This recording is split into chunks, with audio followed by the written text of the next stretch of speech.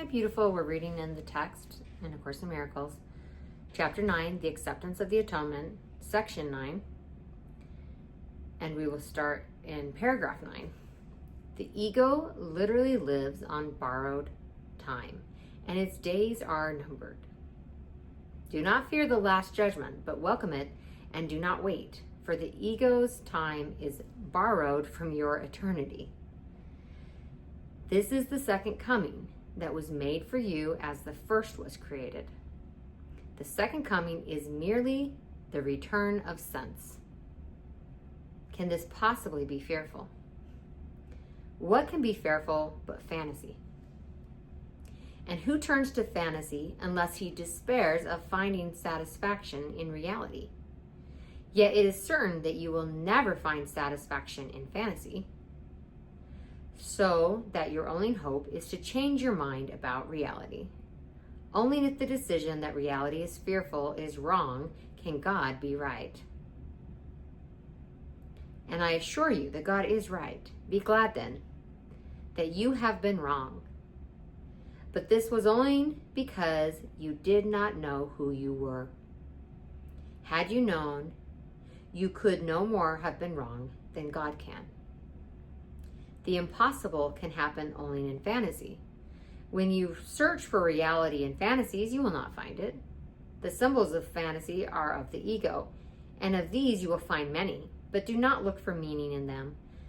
They have no more meaning than the fantasies into which they are woven. Fairy tales can be pleasant or fearful, but no one calls them true. Children may believe them, and so for a while the tales are true for them. I'll pause and say, if a child believes in Santa Claus, then to that child Santa Claus is real.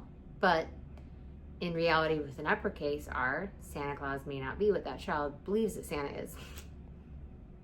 If you still believe in Santa Claus, sorry, I don't want there to be a spoiler. There is no separation between perception and your personal reality. Yet when reality dawns, the fantasies are gone. Reality has not gone in the meanwhile. The second coming is the awareness of reality, not its return. Behold, my child, reality is here. It belongs to you and me and God and is perfectly satisfying to all of us. Only this awareness heals because it is the awareness of truth.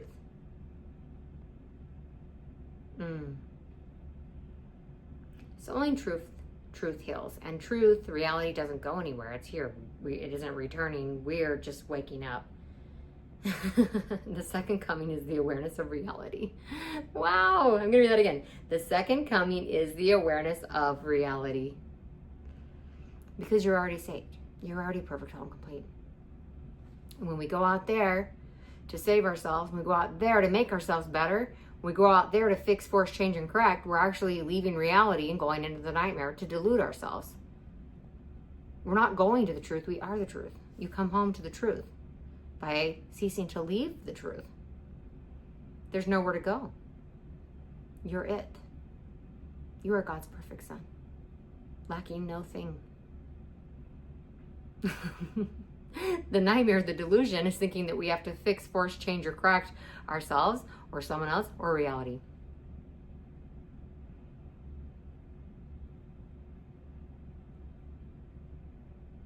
The second coming is the awareness of reality. It's so beautiful. Do not fear the last judgment, but welcome it. And do not wait, for the ego's time is borrowed from your eternity. Meaning, why wait?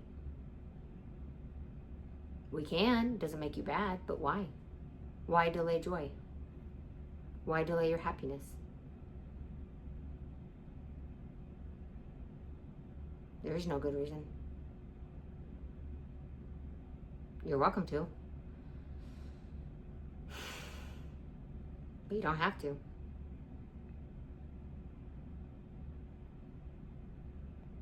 The second coming is merely the return of sense. Can this possibly be fearful?